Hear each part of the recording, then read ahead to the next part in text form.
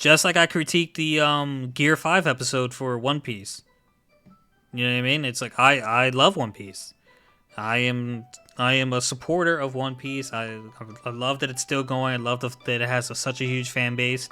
I didn't love how it wasn't the animations went a little crazy on Gear 5. Like it was a little hard to follow it sometimes.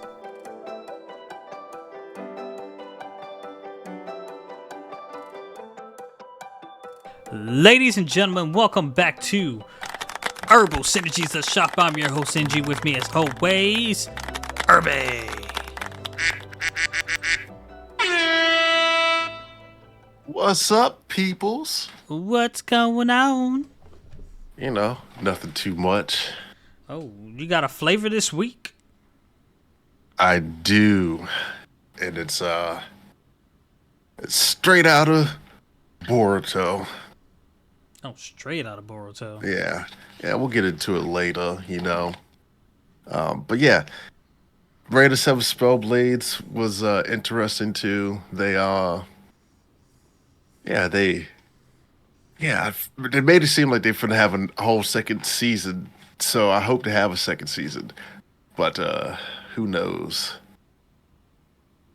So I'm just like, huh. But yeah, so it's good stuff this week. Mm-hmm. Okay, so my flavor is coming out of Time Limited Genius. Sir Pete, if you're not reading that one, I recommend.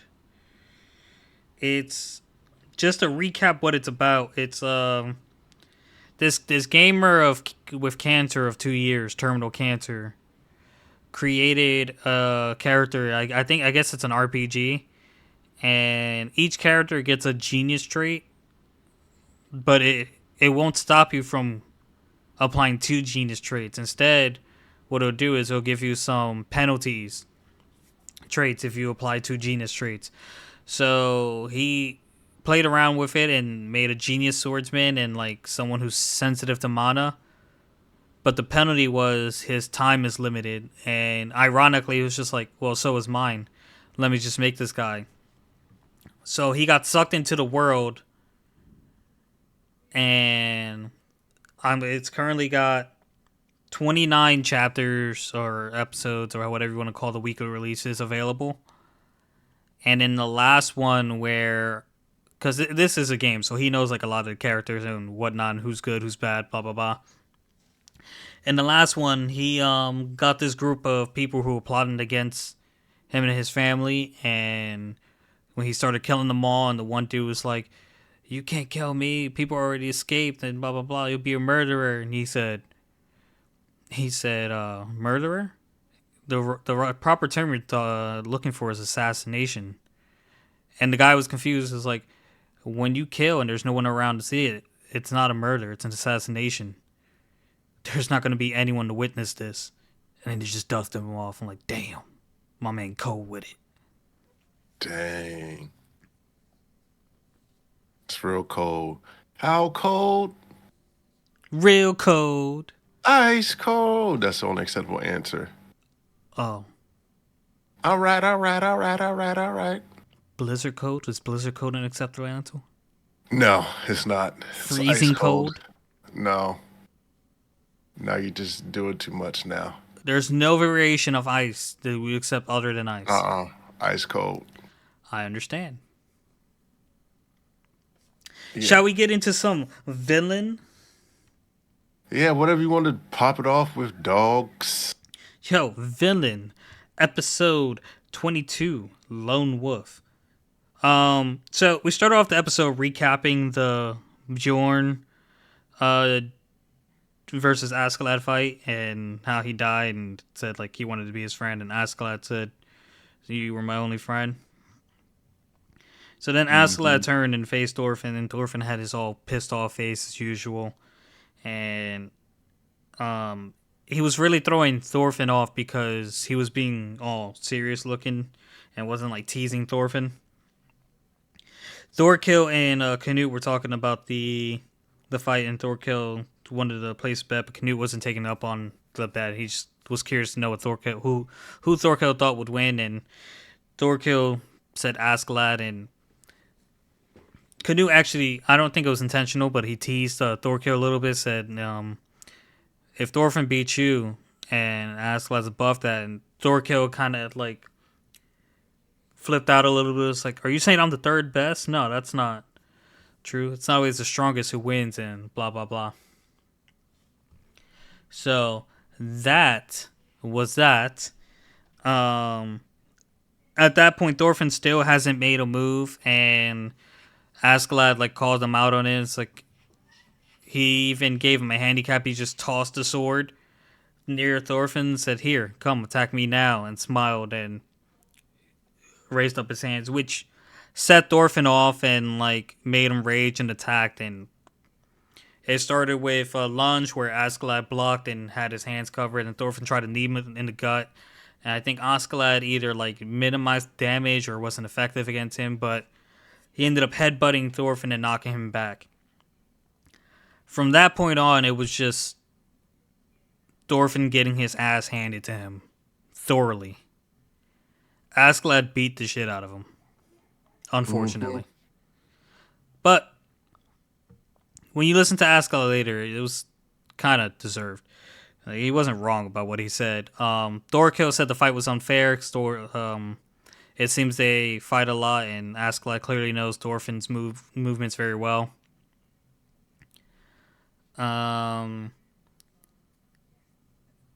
Canoe had to put a stop to the fight when really Askeladd was going to kill him or anything. He just dropped the sword and went on his way after thoroughly embarrassing and knocking out Thorfinn.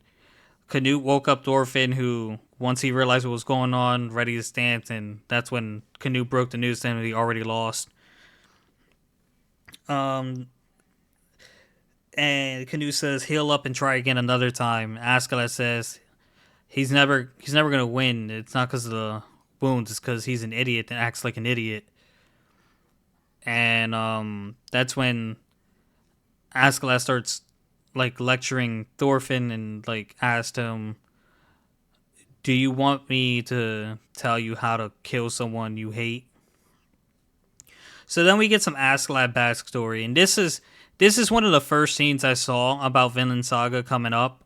It was basically back to when Askeladd was a kid and his mom was a slave, and we get introduced to his dad, who is Olaf, a Viking, who Askeladd mentions he hates. He hates warriors because they fight so not beautifully, and he hates Vikings the most because they're the worst of them all.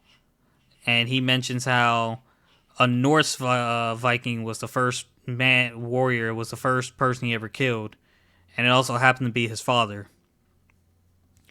So at this point, we're in the flashback, and we get to see his dad, and his mom is sick, so he's taking care of her. Excuse me 1 second. He's taking care of her, and we actually get some backstory into how he got his nickname Askeladd. So Askeladd means, what was it? Covered in ash, something like that. Yeah. So Askeladd means covered in ash. Sorry if I faded away in the mic a little bit. Covered in ash, and he was always covered in ash because he was cleaning out the furnace for the blacksmiths, and he was always covered in horse shit. But he was working to take care of his sick mother, who got abandoned by Olaf when she got sick. She was his favorite slave when she was healthy, and when she got sick, she was tossed aside. So Askeladd developed a hate for his dad, I guess, who had multiple children by multiple women in the village, but the only children he gave names to were the 3 eldest of his legal wife. So the day came when his mom, who would always tell him a story about Artorius? Artorius, a hero that's that's on a distant land, presumably might be Vinland. Doesn't get mentioned, but I'm thinking Vinland, because they called it paradise. He's on a faraway land tending to his wounds, and Askeladd's family's been waiting for Artorias for 500 years. Well, his mom told the story every day to the point where he believed it. And the one day where she finally lost her marbles, Olaf was entering the town, and she thought Olaf was Artorias, so she went to pray to him. And Askeladd is running out on the street to his mom, trying to, I guess, get her.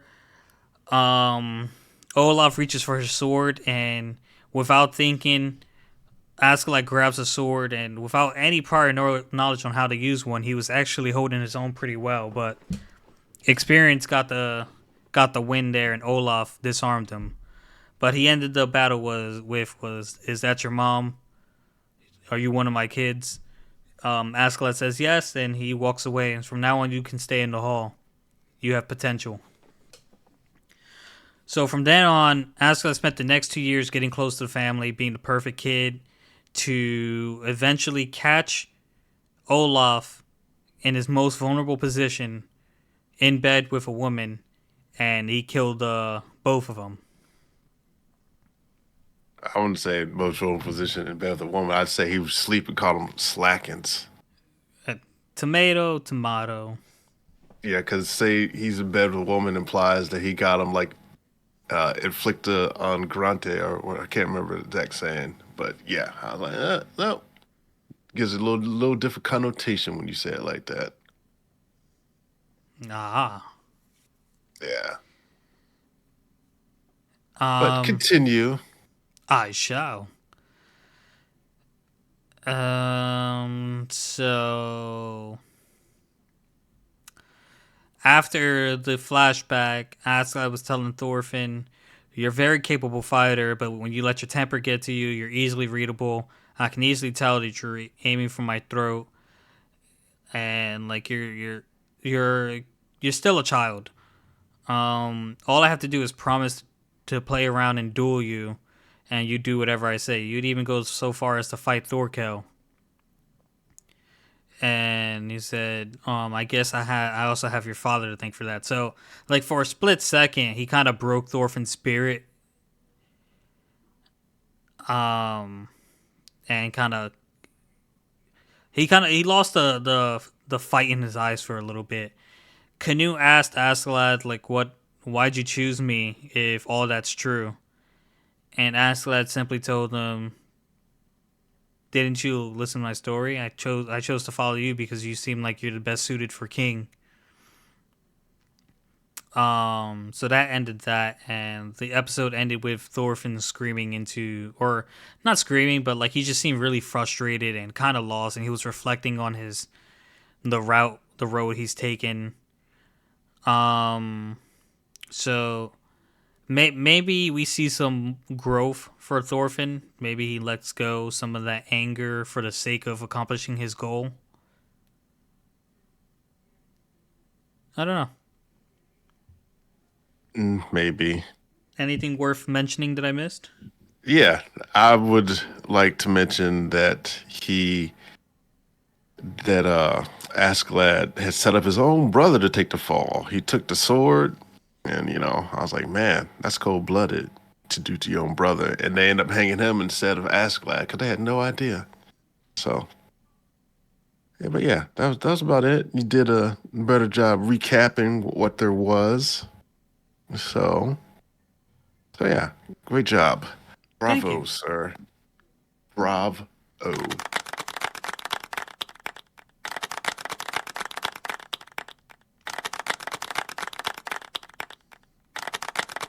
Okay, I get it. Thank you. I was waiting for you to say something. I was just like, how long is this gonna keep going? Yeah, you just didn't do nothing. But anyhow, so on to the season finale of Reign of the Seven Spellblades. Season 1, episode 15, Last Song. Which, looking at it now, it foreshadowed stuff. But yeah. So this episode starts by everyone seeing the distress signal. And my boy Pete, he's like, "Oh man, I don't want to die here, not again. I just want to see them. But he's like, no, I just really want to see Oliver. I'm like, ooh, is this gonna be a love square? Because it's Oliver and I now I thought Katie that was kind of likes weird too. Oliver. Yeah, because he was in his Pete, guy form, so I was wondering. no, he was. I don't think you might not be able to tell the difference like Oh, he might have been in in his girl clothing form. because that was the only way he can move around because of miasma he couldn't because Mm-hmm. it just gets all men unless they have the antidote. Yeah, Pete would have been weak to it like he was the first time. Yeah, so I think he was in his lady state. That makes sense. Yeah, so he could be. I don't know. They don't do a good job of distinction. I wish like they would I don't know, let his hair grow out or something when he's in that form. Like it just like Super Saiyan.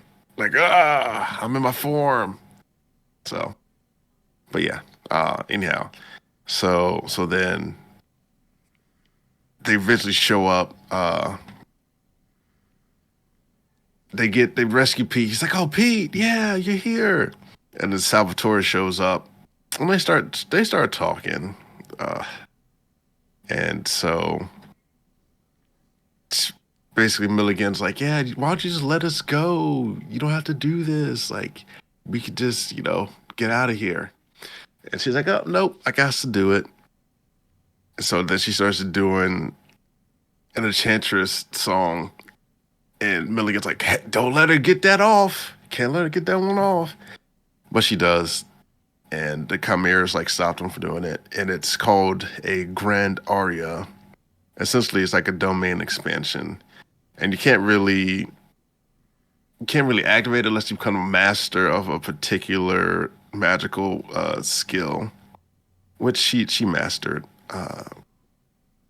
And it doesn't get released unless the caster is killed or she releases it. So I'm like, huh, very interesting. So they're in there, they're all trapped, and I forget who it was, but I think it was Milligan. It was like, yeah, this is just like her womb, and inside's like little chimera-like creatures that she's been trying to incubate. I was like, okay, that's weird, but let's keep it going. Yeah, she was like, oh, so they're like, she gave up on birthing a single creature and decided to just birth multiple at once. And her and Milligan are fighting. She's messing Milligan up. I'm like, ooh, yeah. Milligan hits her with tries to hit the stone of Tarasu. Didn't work out too well. See what I did there? Nope. Okay. No, I'll sorry. just the stone of Tarasu. Yeah, stop. Yeah. So so so yeah, they start fighting. And the now and Oliver they start launching the counteroffensive. They're battling the chimeras, her little whip-like things that she has protecting her as well, and doing combos. I'm like, yeah, okay, this is getting good. And they maneuver her into a situation where the now can get the final slash. But then Salvador looks up and she's like, oh, this is about to be over. But she's crying, and the now's like, she just falls to the earth, and I'm like, okay, you ain't take the slash. And she's like, I couldn't. Oliver comes there, she's like, no, now, oh my goodness, no, you're hurt. So, so she gets picked up by Oliver. And she's like, what happened? She's like, I couldn't do it because her soul was that of a child. I'm like, oh, okay. So you don't kill babies. That's where you draw the line. So Salvador, she was crying. She has a flashback uh, because now it's holding off. She's like, "Oh, I wish I was held like that," or, you know, I wasn't shown to love. So she's like, "Yeah, it's terrifying. How terrifying it is to fall in love, and then when it breaks, it's gone." So I was like, "Oh man." So she was hurt because she never got to experience the love. And Gottfried and Carlos shows up. Salvatore, she's whipping up on Carlos for getting close. And so I guess he had his that thing around his neck was actually like musical notes, enchantments. Cause I never looked too close at it. And Hmm. so he like pulls it off and it goes floating in the air and he starts singing the song and Godfrey starts telling them like, oh, they have a pact between those family and they're like, oh, so you mean uh Carlos is I forget the clan name, but there was a clan and so they were like essentially supposed to be like two peas in a pod, which they are. And we find out that I think the reason why he's kind of a he's able to like switch between he's kind of like Pete is because he got his testicles removed when he's a young boy, which I kind of was thinking about like how did he grow up to be kind of manly ish? But then I'm like, it's a wizarding world. They probably got something for everything, some elixir, or some cure, or something. True, Yeah. but not So then, not homie. He just has a dolor spell for his balls. yeah. Mm. So so he starts singing into like an angelic voice, and that's how he was able to infiltrate because his voice was like similar to that of hers or whatever, or some power notion. I don't know. But they were able to enter in that way, and he's like, "I didn't keep my promise to you." She starts flashing back, and he's like, "Yeah, I was supposed to watch over you in case you got swallowed by the darkness, and I was supposed to always make you smile, and I didn't do it, and this, that, and the other." So that happens, and then they start glowing, and he was always supposed to keep her smiling, and then they dissolve in light. I think I'm like, oh man, lost two characters there. So then they do the typical end of season stuff. The Spellbladers unite. They do the little sword rose, and everyone's all happy and smiling. I'm like, oh man. They start learning stuff. They get welcome back to see each other. And then what goes down is the teachers parade by, and they're like, "Oh, something big must be happening." All the teachers are showing up, and so Oliver kind of scowls at all the teachers. He's like, "Y'all killed my mother. I got to take the revenge." And so that's how it ends. So might be a whole nother season. Might not be. I'm Only pretty sure time will there will tell. be. I listen. Well, that's a strong statement. I mean, I know there's more to the manga because Oliver's main goal, but it seems I've seen shows less deserving get a second season. But then again, Lloyd didn't get a second season. But then again, Lloyd wasn't on Crunchyroll at first. It was on Funimation. Yeah, they did the switch over. Yeah. So maybe it was a company thing. I feel like it's gonna get a second season. You have no idea what it's going to get, but You it'd be right. nice if it did. It would be nice. So, so yeah. Yeah, so that was it. Got anything else you want to add to it? No, sir. Other than the ending was very typical Mm-hmm. to the fight. The ending to Homegirl. It was kind of like with everyone traveling to her. You kind of saw it coming a mile away, right? But Not her and Homeboy fading into existence. Just like she was lashing out and like really she really wanted to be saved, kind of. Just like the loneliness in her eyes. yeah, she wanted to be saved Yeah. for sure. My man, So, as a friend, just gave his life for her. well, I think it's more so like I like he had to do it because his family and their family had a whole pact. Yeah, they have to like give themselves up when the womb takes over. Yeah. So I was like, huh, that's sad. So, but just keep it moving.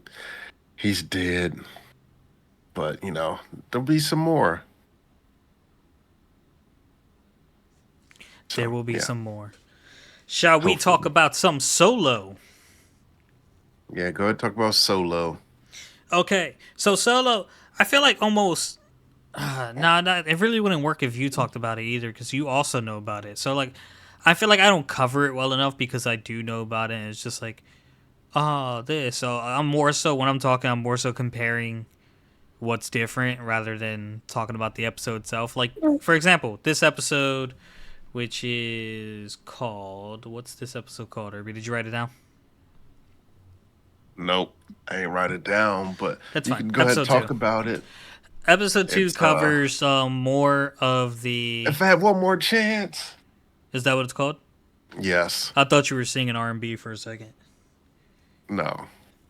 Oh, that's One Wish. If I had one wish, my bad. Yeah. Um, so it covers like we continue in the dungeon. They're stuck in the dungeon. A giant statue just used laser beam on everything, and Sung told everyone to drop down. Um, we see Jinna and homegirl that was at the Hunters Association with Jinho. They're in class. They're talking. And then we go back to Jinmu, and the people who survived are, the raid leader told Sung the people who listened to him lived, and people who didn't, like, didn't, obviously. And that's when he asked, "Did you know what was gonna happen?" And someone's like, "No, I just had a feeling." And that's when dude gets his first like thoughts about like Jinwoo's guts is pretty on point. His perception must be pretty good. So Yeah. then Sung he does his test where like he's trying to figure out like put the connections between the room, what the statue did, and like the commandments, and he puts the word like praise or whatever the first commandment was, like he associated like the bowing motion, like how low they are with the guy's eyes, the statue's eyes. So he does his test where he like slowly rises until the light in his eyes glows and then like drops down again. And that's when he tells everyone to bow down. Now, like other than the Gina scene, the major thing that was different here was that in the story, and I believe in the manga as well. I know the story more than I know the better than I know the manga at this point because I listen to the story very frequently, over and over every once in a while. Is that people fought him to bow to the statue at first because they thought it was absurd, but in the anime, everyone just listened casually. So since everyone just listened without a fight, they proceeded to the next commandment, which I think this one was praise the Lord. Um, Yeah. so the statue smiles wickedly once everyone bows. He's satisfied, so he stands up and now he's walking, he's marching, he's stomping on people, which red kind of plot hole in the story. At so it was a number deficiency. Like it was like so if they had 10 left, 10 people remaining after the first commandment, then they lost. They said they lost like eight. For the sake of the story, they said they lost like 8 people, but like it was impossible because they had to finish with like 6 at the end at the altar for like 2 to run away and Jinyu, and then the last one. It was just a kind of like a careless mistake. They could have been caught, but like it could have easily been a translation error. So on this one, the statue gets up and he's chasing them, and they're trying to figure out what's going on. And Sung can't think, and he's like, "Praise the Lord, praise the Lord." You have to praise the Lord. And one guy goes, "I know, I studied whatever sophisticated word is for like singing about God, I guess." Which in the story in the manga, it was like, "Oh, I was on the choir. I can praise Lord." I was like, so that was changed for no reason. Yeah. And he starts singing and it doesn't work. He gets stomped on, and the girl gets stomped on, and they're running. So Jinwoo's looking around. He said, "There has to be a clue in here. There has to be a clue. There has to be a clue." He sees the statues with instruments. It's like, everyone run to a statue with an instrument. So they do that. Puck ran to one that didn't have an instrument, so he got slit in half. His friend, the one that becomes a problem later on, he's crying, but he made it to a statue with an instrument. Sung and Juhee are at a statue with an instrument, but it's not playing because they're both there. So Sung has to leave Juhee, which in the manga and in the story, he had to fight his way off of her because she was too scared to let go. And here she just kind of let go. No big deal, with tears in her eyes. So Sung is running, trying to find a statue with an instrument. He gets cornered by the big statue and rolls out the way when he's about to get stomped. And here's another difference. He rolled towards a statue with a shield that cut off his leg. Now, in the manga and the novel, he mistook that statue for one with an instrument, and it ended up not being one. So, trying to stop himself with his momentum, he ended up sliding on the ground, and that's how he lost his leg. But in this one, he lost his leg just trying to avoid the big statue. Again, minor changes that I feel like are unnecessary when you're adding stuff. I will make that argument every time I know there's a difference that is unnecessary in everything I consume.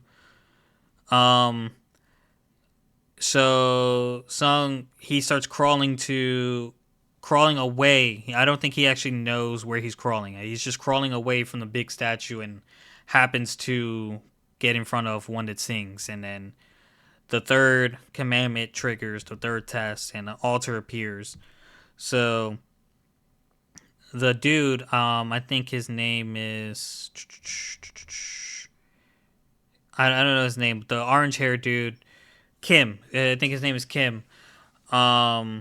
He When they ask Sung what's the meaning of the altar thing, Kim goes, "Oh, I think I get it. Even I'm not that dumb. An altar usually means a sacrifice, and the last one is prove thy face, right, Sung?" So Jinwoo says, "I think so, yes." And that's when Kim points his sword at the raid party leader and goes, "Who was the one who brought us here?" And the people are like, "No, we voted," in their heads, but no one's really actually saying anything. So they try. Kim ends up trying to sacrifice the party leader, but all that happens when he steps on the altar as a flame lights up.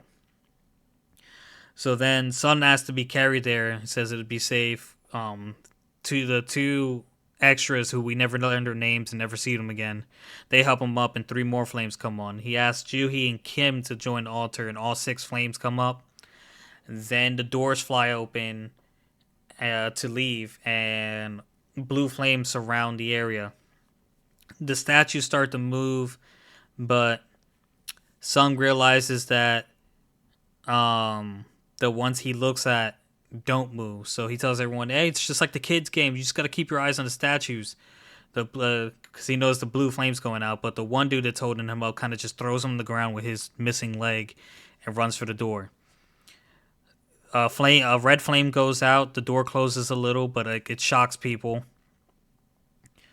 Jinwoo is looking and still testing the statues, and he told them they have to watch them, but since he keeps looking away from his, it spooked the female hunter that was with him, and she ran out screaming. Another red flame went out, the door closed a little, and Kim asked what's going on. So Jinwoo said, "We just have to watch the statues until the blue flames go out, and then we can all leave out of here alive." Kim questions it and says, "But couldn't the doors completely shut if all the lights go out?" Jinwoo couldn't refute the possibility. So Kim said he's sorry, but he also has a family that he needs to live for. And then he left running, which left it impossible for just Kim, the raid party leader, and Juhee to watch all the statues alone. So the raid party leader said he was going to sacrifice himself, asked Juhee to help Jinwoo get out, but her legs gave out on her 'cause she used too much magic trying to help Jinwoo. So Jinwoo Off, told, bleed all over the place. yeah. So I'm gonna touch something like kind of bothered me that they also changed again. Right after this, but Jinwoo told the party leaders to carry Juhi, and he was adamant. It's like, no, I said I'd sacrifice myself. So Jinwoo said, then who will help Juhi? I'm in no condition to do it. Go, it's fine. So after Juhi tried to like fight it, he knocked her out and like carried her off. There was no. This was a. These are kind of like the rush moments. I feel like there's no like hesitation for like the dire situation, and it's like I'm glad we're getting it, but like I wish like they put a little more care into some of the scenes because like they're supposed to be heavy scenes, right? You know, this guy's sacrificing himself. He's saying bye to this girl who just wanted to go out to dinner with him and like was willing to stay in place of him just so he could live. Who's terrified of dungeons, by the way. She's absolutely terrified of dungeons. That's why she's a B rank healer participating in low rank gates because she's terrified of them. And like there's no time to process like the scenes. They're not like letting it sink in. It's kind of just rushed. So they leave and Jinwoo says he's glad he's the only one dying, but like he regrets that statement and like reflects on like how he helped keep everyone who escaped alive, but the three people who left before just turned their backs on him. And then he saw Kim's sword that he abandoned when he left and decided himself to take one out with him. Now, here's what I didn't like about this part, because in the show and in the manga and in the book, Jinwoo gets stabbed like right away. He doesn't put up a fight. In this one, I'm pretty sure not only does he block a hit from a statue that took out a D rank hunter in one hit, he even got tossed around a couple times and survived a couple hits before he finally got stabbed through the gut. And I was just like, you're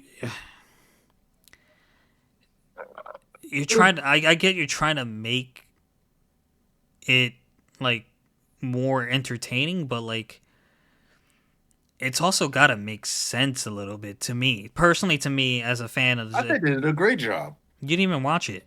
I did. You did? Uh huh. I don't like your tone. You don't ever like my tone. It sounded very condescending. Hmm. I think they did a great job. I don't. With the animation, sure, but with the logic, no. It made no sense that Jinwoo could take that many hits and survive. You got to think about it this way too. They're not making the show for people that like consumed everything 9 times in the span of a month. They're making it for like No, I'm not. people that are just like oh, solo leveling. They had a book about this. Oh, let me see what this is about. No, yeah, I get that, but like what I'm saying is, it also doesn't align with the earlier scene in the anime in the show a D-Ray Hunter got taken out in one hit to show the power of the statues. So why is the world's weakest hunter the E rank Jin Woo Sung with a missing leg, presumably dying already from bleeding out, taking so many hits? You know what I mean? The That was it. It system wasn't. already started giving its power into it. That's why. Nah, but like that's what I mean. That one wasn't like really a slate to like. Yeah, it happened differently in the manga and the novel, but like it also contradicts what was animated earlier in the show. I don't see that. How you know he was a D rank? What if he was just an E rank? He wasn't. He was D. It was mentioned. Maybe they meant to say E ranked. Even if it was E rank, Jinwoo, who's known as the weakest E rank, because his power level is 10, which where a normal E rank I think is around 60 or 70. If that previous E rank died in one hit, Jinwoo should definitely die in one hit. Maybe he just got lucky, dog. I don't know. I think it was careless, but nonetheless, I'm gonna enjoy it, but I'm also gonna critique it because I Hmm. enjoy it so much. If that makes sense. Yeah. Mm-hmm. Mm-hmm. Mm-hmm. Just like I critiqued the Gear 5 episode for One Piece. You know what I mean? It's like I love One Piece. I am I am a supporter of One Piece. I love that it's still going. I love that it has such a huge fan base. I didn't love how it wasn't the animations went a little crazy on Gear 5. Like it was a little hard to follow it sometimes. I'm not sure about that. Yeah. It could just be me. It's fine. I think it is just you, dog. That's okay. Mm-hmm. I'm just a Mm-hmm. guy Mm-hmm. putting out my opinions. Yeah, that's how it be, dog. But shall we get into some Boruto? Yeah, buddy. Oh man, I thought Boruto was a good one. So they start off with the old hag, people that hated Grandma Tsunade, and they're like, "Oh, Boruto must be eliminated." Even though he helped the village from Code, like we got to save face, killing the Hokage. He can't get away with that. And mind you, now that I think about it, how's a Genin going to kill Kage level person? That don't even make sense. But somehow it's been ingrained to them that Boruto could. Like Boruto, he barely had a grasp of anything. So and so also they want my man Shikamaru to be Lord Eighth. Yeah, he's not actually. He doesn't. He's not officially Lord Eighth. Yeah, that's why I said they want him to be Lord Eighth. Yeah, that no. I was just affirming that like my shock that he's not actually Lord Eighth because people call him Lord Eighth. Yeah, it's just out of convenience instead of interim Hokage Lord Eighth. So, um, but yeah, so I was like, huh. And so my man Shikamaru, the devious person that he is, he had requested some logs from Ino so that she could like deliver them, so that then she could talk to Shikamaru without having to log down the connection, the mind connection jutsu, whatever they put on there. I was like, oh, he's like, you can either do as I asked, or I'll get someone else, or swear you secrecy. She's like, because at first she was reluctant because she's like, oh, I have to let him know, and so she's like, okay. So then we flash to Ida, and she tells Kawaki the Ten Tails is evolving, and tells them that they want to kill Lord Eighth, and so this raised an interesting dilemma here because oh boy, Ida's little brother was like, hey, are we the only ones that know that Lord Eighth, Lord Seventh isn't dead? It's like, because the Otsukis are going to come by looking for him. It's like, what are you going to say then? He's like, not that I really care, but like for you. So I'm like, huh. Hopefully they come around like we want Lord Seventh, where he's in Kawaki's dimension pocket, and they get blown on their heads. So I was like, yeah, okay. So then we flash to Boruto and the class rep and Sarada, and they're all shooting the breeze. And Boruto tells them that Sasuke was absorbed by the Ten Tails.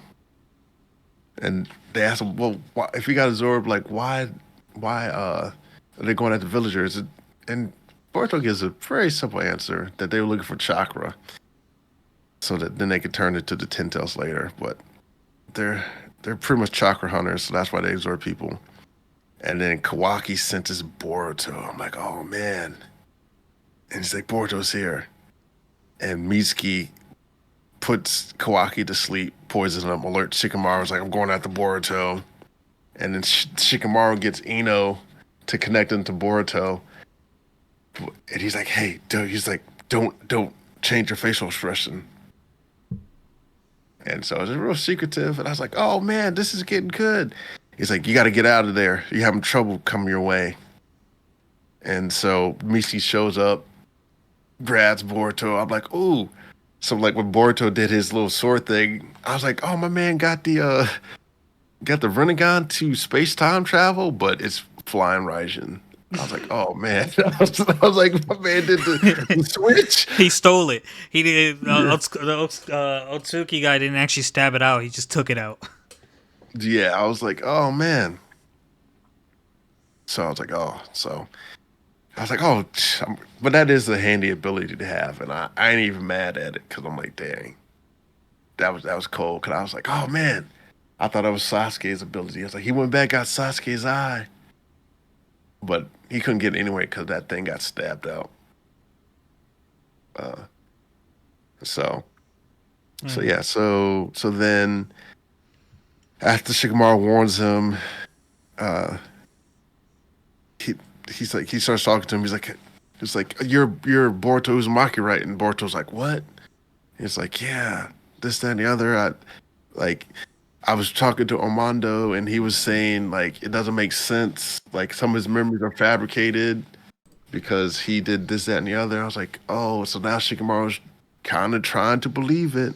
Mm-hmm. He's like, I can help you, but I can't overtly help you if you know what I'm saying. You know what I? So You know what I didn't like a little earlier in this that I didn't want to interrupt. what? I ain't like how Ina was like not ready to do the private channel with Shikamaru right off the bat. I'm like, bitch, you forget where we come from? Yeah, like y'all went through the gutter. Like y'all had the trust. Yeah, it's not It was like you like, from a different squad. We in Oshikacho. What do you mean you're not willing to listen right off the bat? I was just like, yeah. So yeah, I was like, oh man. And even was like, Boruto Uzumaki. She's like, oh.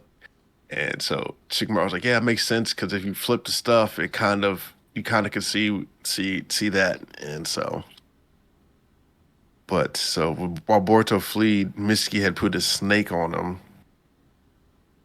and so Shikamaru started feeling him as like he's a villain, like everyone wants to eliminate you. It's rough out there in the streets for your player. And then so Boruto's like, hey, I'm gonna have to cut this short because he's like, hey, what is it? How long can she do this transmission for? What's the longest distance? He's like, oh, about 100 kilometers. He's like, well, I'm about to cut this short because I got business to take care of. And Mitsuki had tracked him down. So yeah, I'm like, man, Mitsuki, oh you just no, can't let only it got go. 2 pages left. Yeah. So and it left a cliffhanger, and yeah, just everything. I liked everything about Boruto. Now I gotta wait a whole month for this to come back. It's awful, isn't it? Yeah, I don't for like reading a Boruto. month. Just give me like shorter chapters weekly. Yeah, I mean I don't mind them at all. Um, I could wait. It gives me something to look forward to. Like, yeah, I can't wait to see what happens because that's gonna be a good fight. I'll be like, yeah, yeah, I can't wait. I'm excited to see. I'm glad that uh, Kishimoto he's taking it back over, so it's finally good again. Man, my man's got to deal with Kawaki real quick. And I was like, bro, I gotta put this freaking too loyal guy in his place. He thinks Kawaki. My thing is, Kawaki should be one of the ones that, not Kawaki. Mitsuki should be one of the ones that can figure out Boruto and Kawaki switch places because purely like Mitsuki and Himawari, Himawari, yeah, because of the way on how much time they spent with quote unquote Kawaki in the past and his sudden change of behavior towards them. And yeah, how like like he never wants anything to do with them. They're just pests to him. Whereas other than the obvious facial features that Boruto seems to identically have to Naruto, but no one freaking cares to put that together. yeah, it's just foolishness. I'm like really, like yo, like Miski, like he just Kawaki's just a jerk to Mitsuki, and it's like you just don't like recognize that like Boruto was never jerk to you. He was like nice to you. Like what you doing, my guy? He's supposed to be. He's the sun to your moon, and look what you're doing to your boy. Yeah, and like no one bats an eye or like so like oh Boruto's this big shot now and he allegedly killed the seventh Hokage, but has not elected to kill anyone else. And Sasuke happened to betray the village and believe him when Sasuke has been Naruto's right hand man for how many years? Trying to atone for what he's done. Suddenly he Yeah, has a change of heart and is giving up on atoning. yeah. It just I'm like really, yeah. So like man, I feel like now that I think about it, I think because like the concept of it is kind of cool, right? Like the concept of changing places, and I'm thinking it's Boruto and Kawaki, but like from like maybe from like the author's perspective, like the concept was the pros of this concept and this idea he wanted to do outweighed the cons because like some of these things are kind of obvious, the red yeah. I feel like flags. the more it goes on, I feel like people are like, hey, something's not quite adding up to things. I feel like this would have been okay, but I don't think it was okay for a 3 year gap. You know what I mean? Like three Yeah. years to figure this out. I mean, they needed a time skip, They needed and something to trigger the time skip. Yeah, yeah, and so I still feel like they needed something to separate Boruto from the village because that's what happened when Naruto did his training time skip. He left the village. yeah, and so I'm just like, huh, it's not bad. The guy's taking over. He did better. Cause I guess that might have been like one of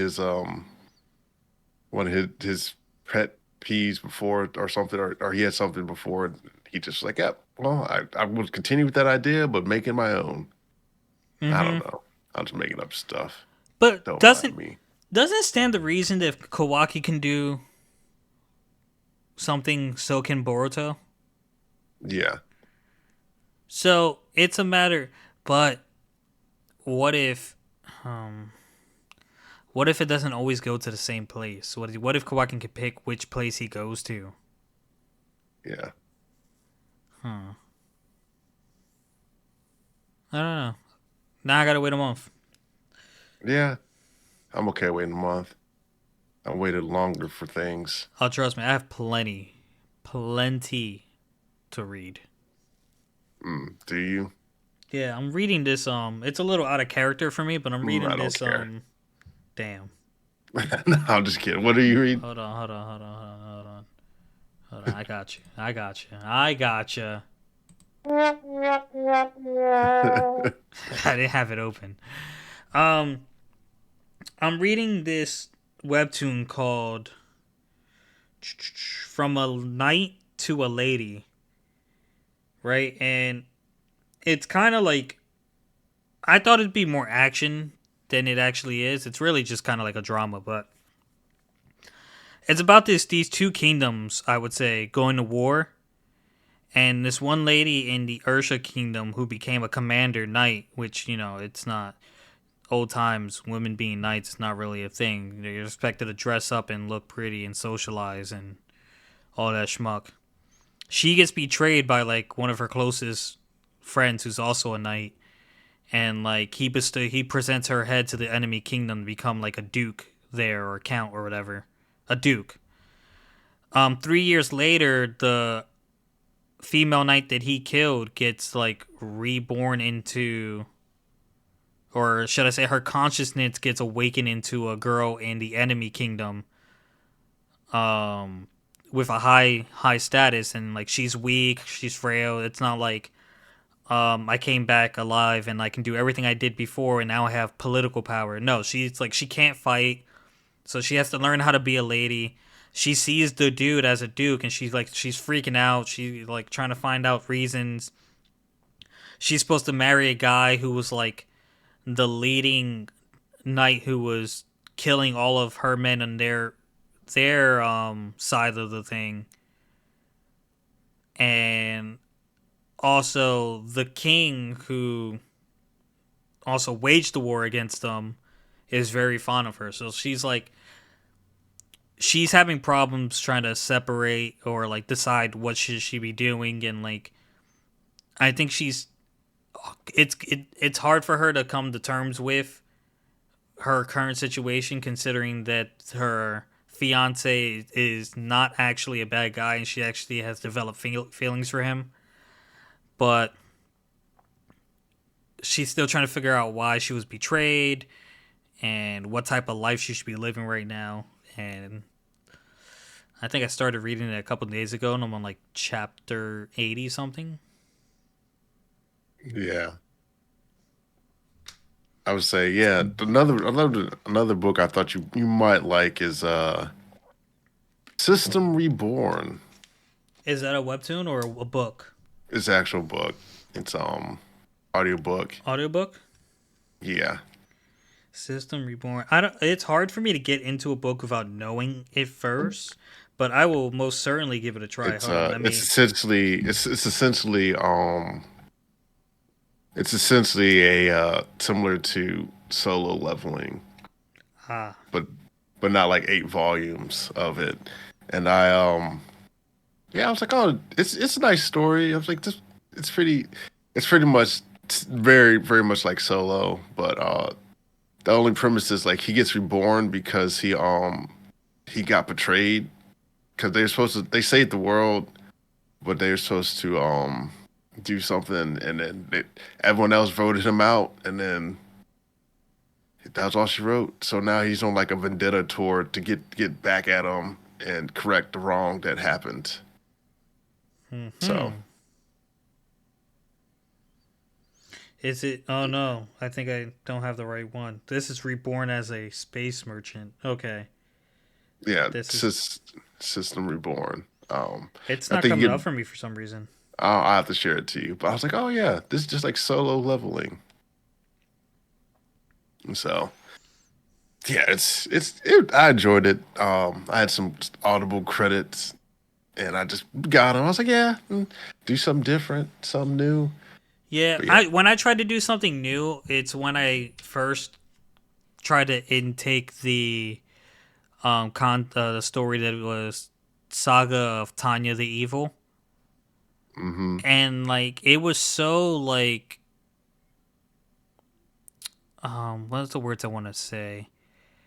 It was very detailed on like it kind of like I'm not saying they were Nazis, but like that kind of period of time and that kind of talk with the planes and stuff like that, but throwing in magic and those kind of war situations. Mm-hmm. So it was very informative at times and like very heavy on the words and the big words and whatnot. And like, although I was interested in the story, it was kind of hard to like focus sometimes listening to it because like I get lost in like the words and the descriptions and whatnot. But when I actually watched the anime that I didn't know was out, I thoroughly enjoyed it. Yeah.